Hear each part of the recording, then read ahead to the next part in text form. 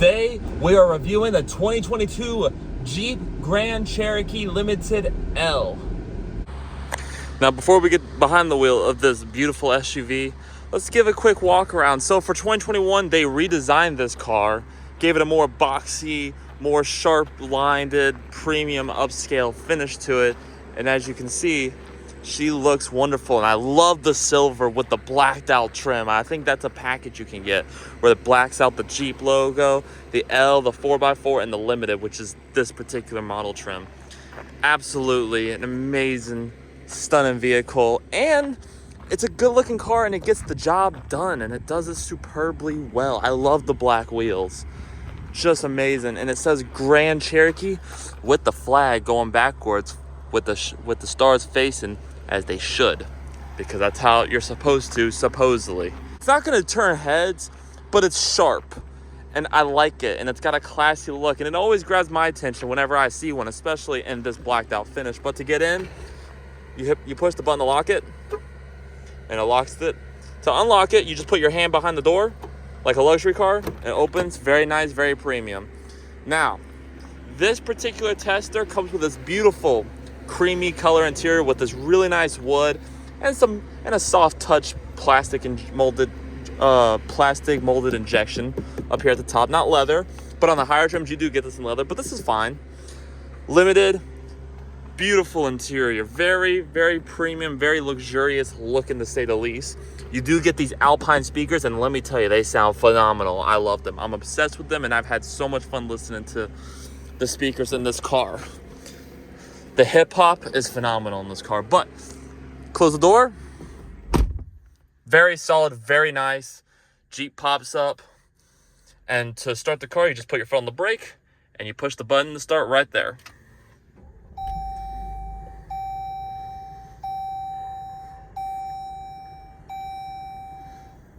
And you make that Jeep noise. You hear that Jeep noise, and it just, I mean, it's okay. It doesn't sound nice. It sounds kind of cheap. But the rest of this car does not feel cheap.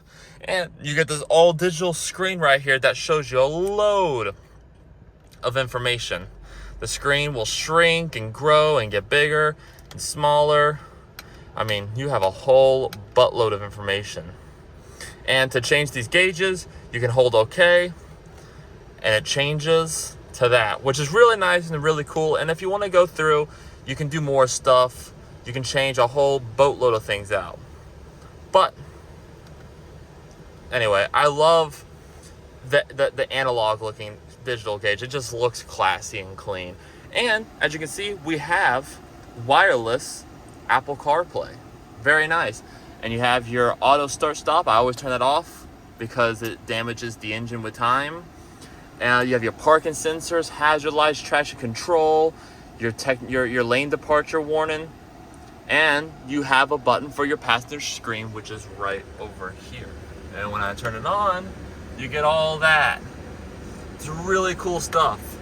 Really, really cool. And then you also have this camera mirror, as you can see right here. You turn it off and it's just a mirror, then you flip it up. It's great. It reminds me of my mom's Denali. It's great. You have somewhere to put your sunglasses. You can open and close the trunk like that. You have LED lights, very nice. All your assist and SOS features.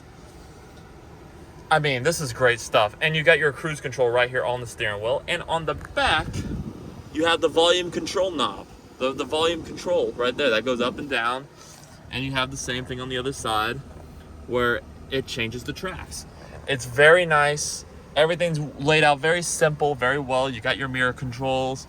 Auto up and down for the front too, not for the back. And everything feels good. It's plastic, but it's sturdy feeling plastic, and I can appreciate that. You also have memory seats, and you have aluminum on the door handle. So I think overall, this does a really good job at doing everything. You got heated and cooled seats. Great stuff.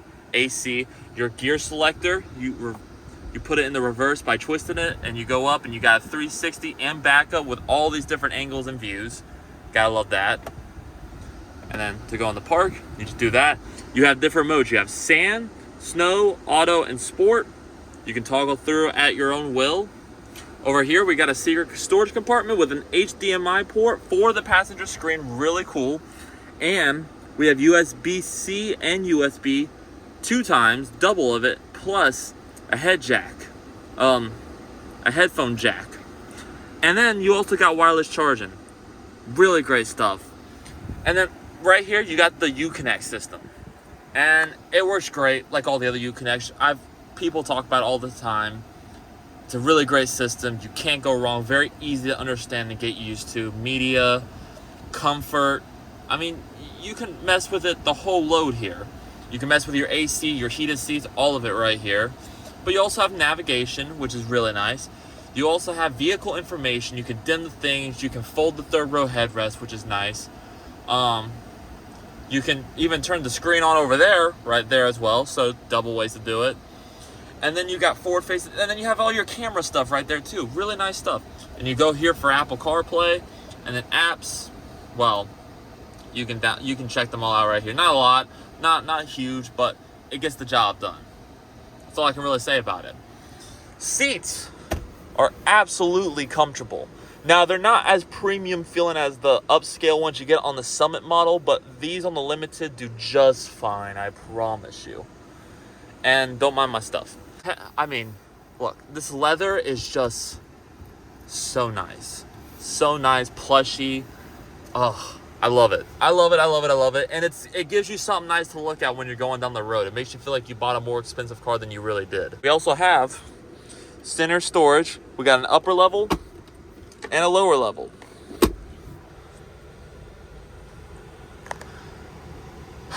But anyhow, guys, let's go ahead. Let's hop in the back seat and see how it is in the back, in the second and third row, and the trunk. Let's go check it out. All right, we are in the back seat. And as you can see, the leg room behind myself, mind you, I'm 6'2", so this is how I put my driving seat. Sitting behind myself, I got plenty of room, and this little bottom part really curves out to really give my knees extra space. So I'm surprisingly comfortable back here. Now, you have the same nice wood as you do in the front. Leather. This is the Limited trim, so it is nice, and I like this interior color. It's really, really pretty. Helps the interior to pop. You got heated seats, the temperature, and then temperature controls. I mean, it's pretty simple, honestly. And, yeah, I really can't complain. Really great space. There's not a lot to talk about in the back seat, except you do get this TV. I'm pretty sure it's an option if you do get one of these cars brand new, which is nice to have. It's for kids, and you got the CD player, power and eject, blah, blah, blah, blah.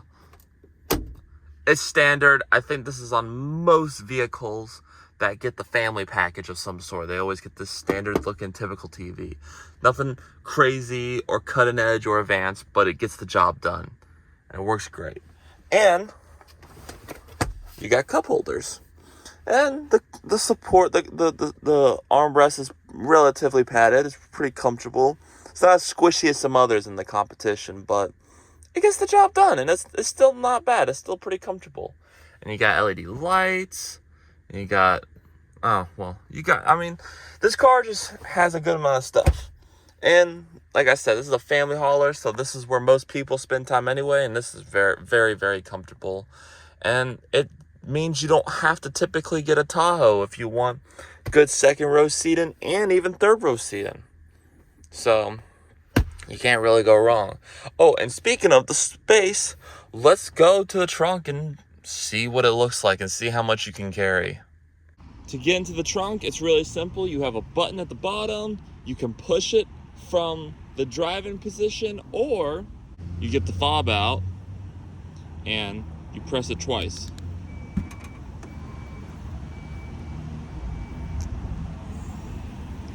And once you get back here, you realize it's not a lot of space, but for the size, and especially with the third row up, it can fit surprisingly a lot. Now, don't expect this to be super spacious, especially with the third row up and you have passengers, but I think it works quite well. And you got all this storage down here at the bottom, which is really nice. That's like extra surprise space. that I didn't expect, but it's really good. And you got like a little cubby right there, and you can fit an adequate amount of stuff when you're having people in the third row. But if you're like me and you don't use the third row all that much, then to be honest with you, all you gotta do is just put them down like so. You just shove them down. They're very easy to put away, and once you put them down, you have even more space. Even more space than you could possibly, like this is really great stuff right here. And you get this on the L. You get this extra space in the L. The regular one's a little bit smaller, maybe not as practical. So I think this is great. This is probably one of the best things about getting the L. Let's hop in the third row and see what it's like. All right, guys, so to get into the third row seats, you just put your hand on the door, unlock it if it's locked, and it'll, you know, keylessly unlock.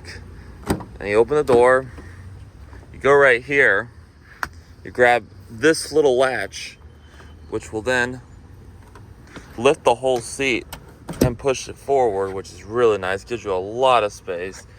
And then from there, you just hop right on back. Now, I will admit, you have space, but it's very tight, and you might have to lean the seat up just a little bit.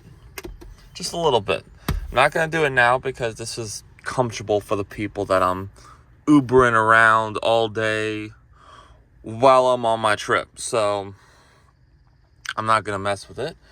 But I'm happy to tell you that it's not as tight as you think back here. It's only tight right now on my knees because the back is leaned back just a little bit for the comfort of the second row people. But you can always change that with asking them to sit it up a little bit, and then you got a little bit more room. But I won't lie, it's still a small third row, considering that, you know, there's Tahoes and stuff with bigger third rows now. But also, this is not big like a Tahoe. It's much smaller than a Tahoe, and it's a lot more easier to maneuver, as you'll see when we get on the road. But you got AC vents, which is nice. You got cup holders. You got a USB-C and a USB.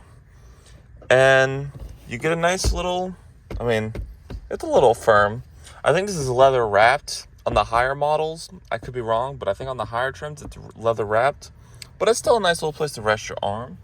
And the passenger gets all the same shit as well with seat belts. Now, this is only a two-person back seat. There's no middle person right here. It's one person and one person, but it's comfier than it could be, and it's comfier than it should be, and my head got a little bit of space. It's impressive, and I'm 6'2" for comparison. So if you're smaller, like 5'10", whatever, it'll work. It'll get the job done. But overall, yeah, this is a really, really spacious, comfortable, very practical SUV.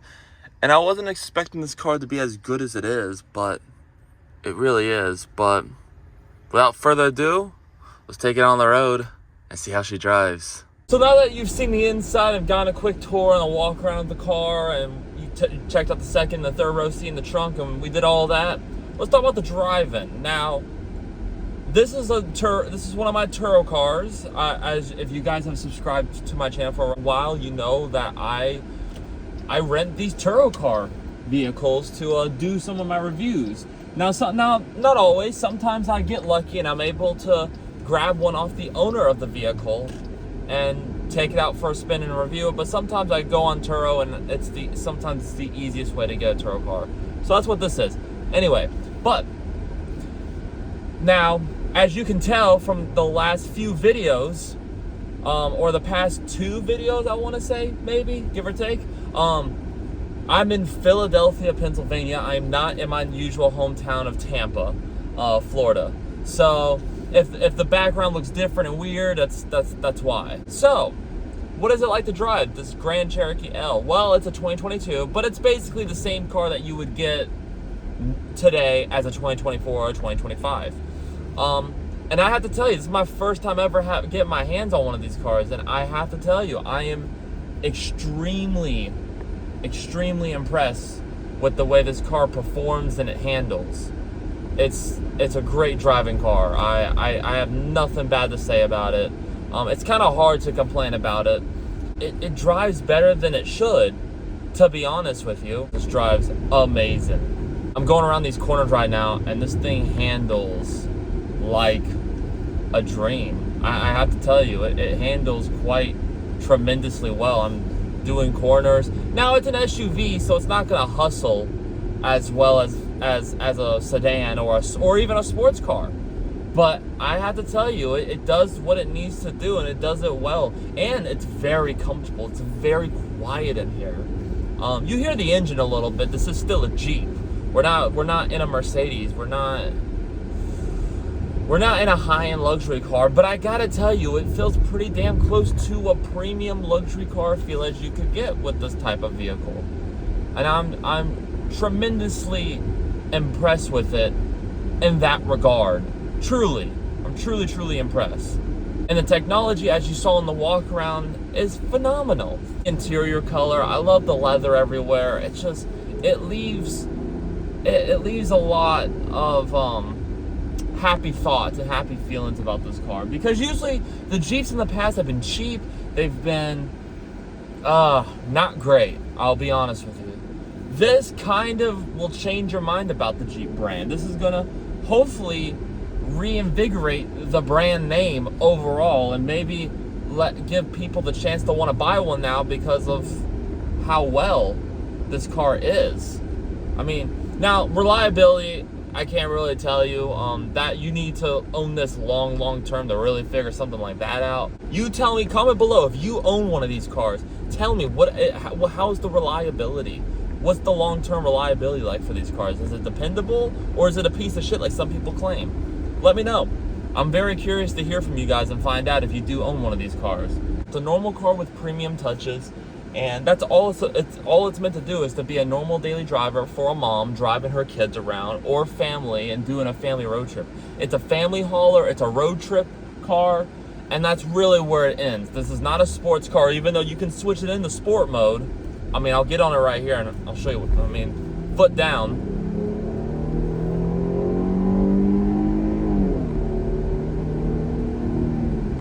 I mean, you can hear it. It's like, it's got power, but it's adequate power. But just know, it's not a sports car.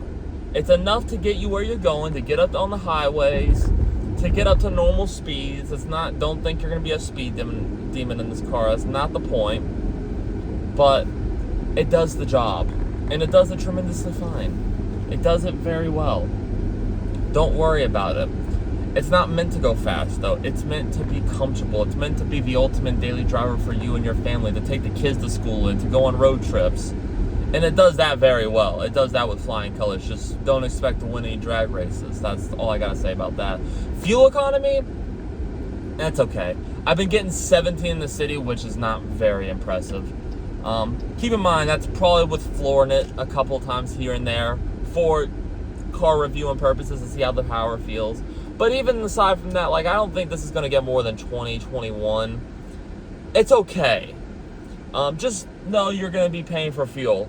But thankfully, it's not a big gas guzzler. But for what this car is, the size, it does fine, I guess. But it's not a Prius. Don't walk into it think you're going to be getting good fuel economy. If you want a good fuel economy car, I would say either get a hybrid. I would say if you're looking for good fuel economy, just get a hybrid SUV. CR-V hybrid, Highlander hybrid. I think they have a hybrid of this, not 100% sure, but you gotta get a hybrid SUV. But no, if you're looking for just a normal non-hybrid daily driver, this is gonna be just fine. Yeah, that's all I have to say. This is gonna be just fine. So, anyways, that's about it. Oh, and the horsepower, I think it's 290 horsepower, but if not, I'm gonna put it right there. Also, I'm gonna put the torque right there as well. They're not big deals. The reason I'm mentioning it last is because it's not the first thing that comes to your mind when you own a car like this. It's not like a big deal. You just need adequate power, and I will tell you it's adequate power. Yeah, horsepower, all that stuff doesn't really matter. But now you know, right? Overall, guys, this car is phenomenal. I mean, it's a great daily driver. It's kind of hard to just go on about it because it does everything very great, but it's not special. But it is a great car, and I highly recommend it for anyone who's in the market for a mid-size SUV that has 3 rows. If you enjoyed, please like, share, comment, and subscribe. Your support has meant everything to me. I'm gonna keep pumping these out as often as humanly possible. The grind will not stop. We are gonna get to 1,000 subs. We're gonna get past the benchmark, and we're going to be one of the most unexpected car reviewing YouTube channels on YouTube that grows as fast as it does.